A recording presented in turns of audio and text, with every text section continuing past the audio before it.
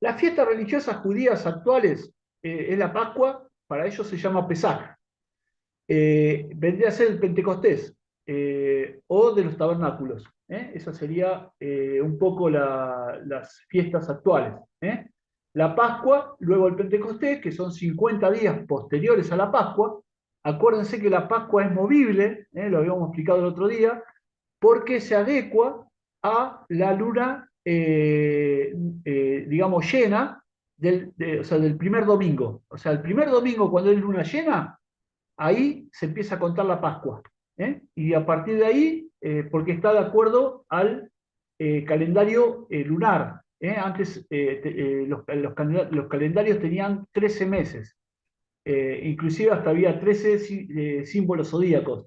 Hoy en día hay 12, porque el calendario que tenemos actualmente es de acuerdo al calendario solar. Un día voy a explicar toda esa parte porque es muy interesante para que entiendan una diferencia entre un calendario y el otro.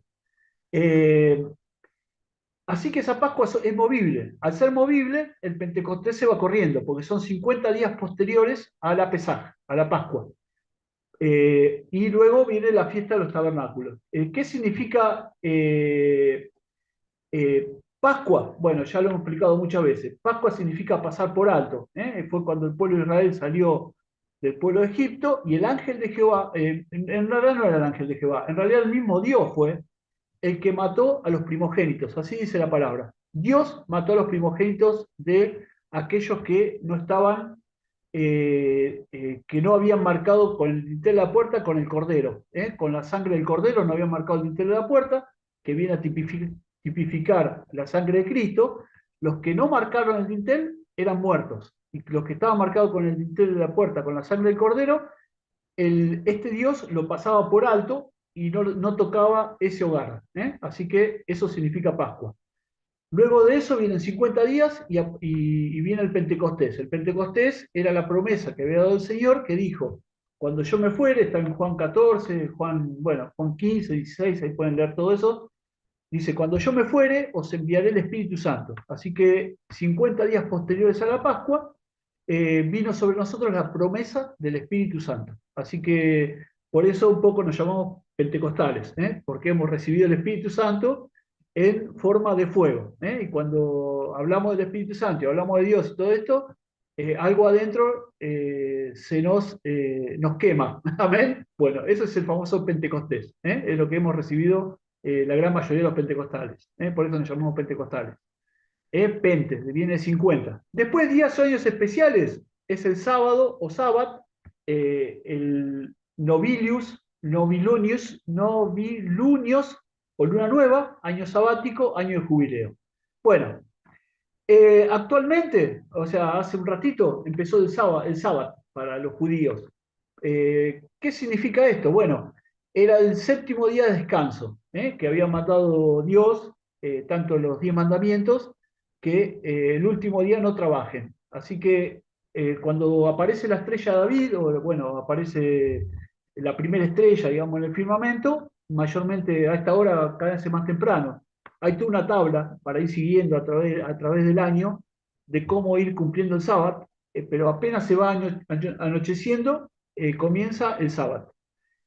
¿Cuándo comienza? Y bueno, por ejemplo, ahora en invierno, que ya estamos en mayo, recién acabó de pasar, y 6:15, ya a las 6 se empiezan a preparar para ir para el sábado que dura hasta el sábado a la misma hora.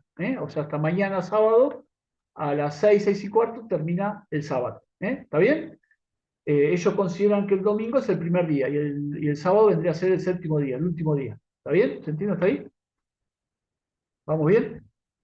Bueno, ¿qué es el año sabático? Bueno, el año sabático es que luego de 6 años la Tierra debía descansar y por eso se entiende que también el ser humano debe descansar, así que se trabajan 6 años y el séptimo año se toma como sabático. Muchas empresas, sobre todo en Israel y en esa zona, responden a esto y le conservan el lugar de trabajo, le conservan el puesto de trabajo y uno se toma el año sabático. O sea, es un año que no se trabaja. ¿Está bien? Eso es actual.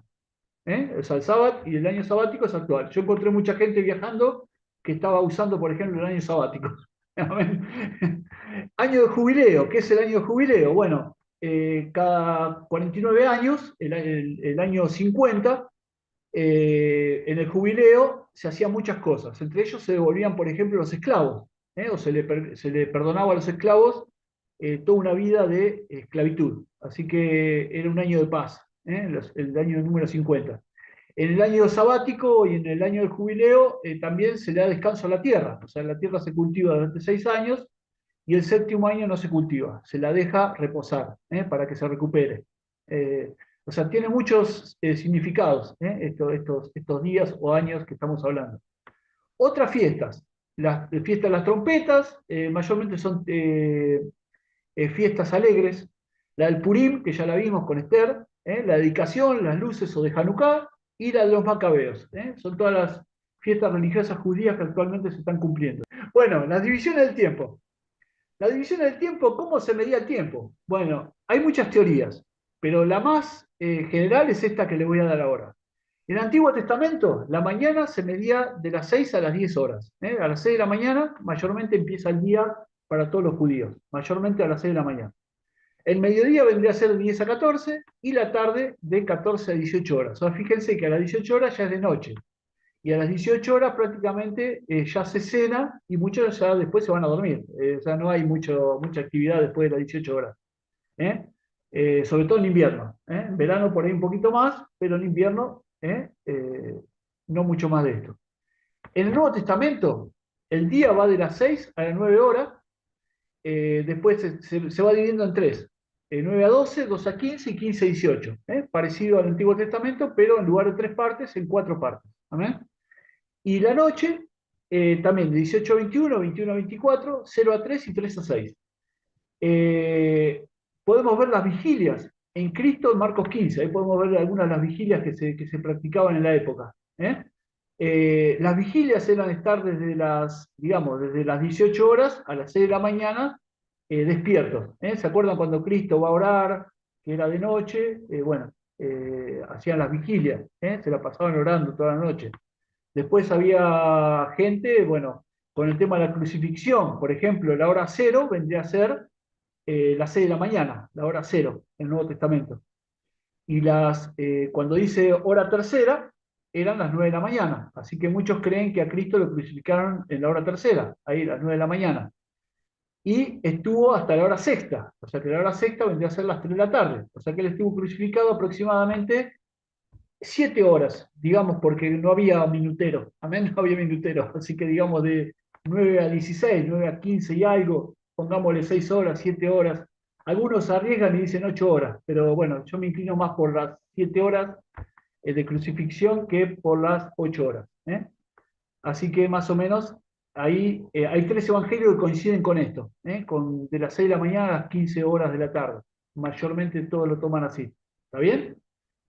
El único evangelio que difiere un poco es el evangelio de Juan, que dice que lo crucificaron a las 12 del mediodía y estuvo hasta las 6 de la tarde. Pero bueno, es el único evangelio que está un poquito ahí corrido, bueno, o se interpretó diferente. ¿No? ¿Está bien?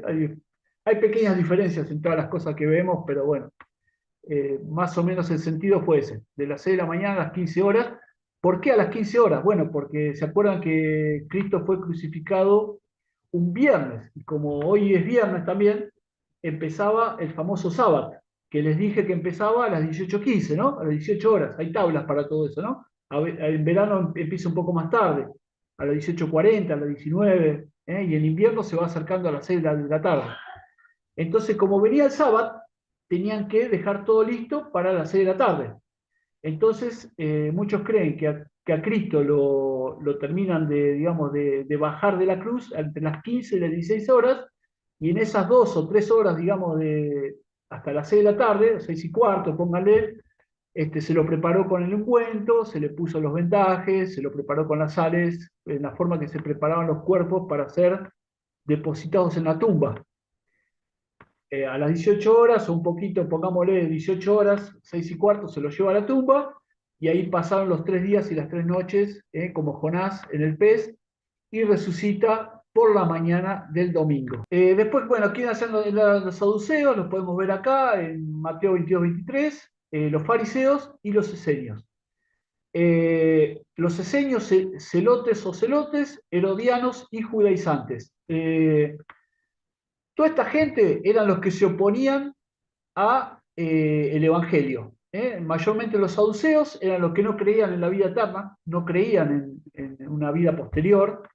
Los fariseos sí, pero bueno, hay diferencias porque algunos creían en la sanidad, otros no creían en la sanidad divina, algunos creían en ciertas cosas y otros no. Saduceos y fariseos, acá los tenemos para que vean quiénes son, y bueno, con los judaizantes se armó un lío bárbaro en Gálatas 2, cuando se pelea Pablo con Pedro, ¿eh? Por las discusiones que tenían con los judaizantes, justamente. Gálatas 2, 11 al 13. ¿Alguien si puede leer? A ver qué pasó. A ver. Es un tema muy interesante porque querían que vuelvan a la ley. El lugar está bajo la gracia, querían que vuelvan a la ley. ¿Alguien lo tiene, Gálatas 2, 11 al 13? Ya lo tengo. A ver, léelo. Sí, De lo 11 al 13 sí.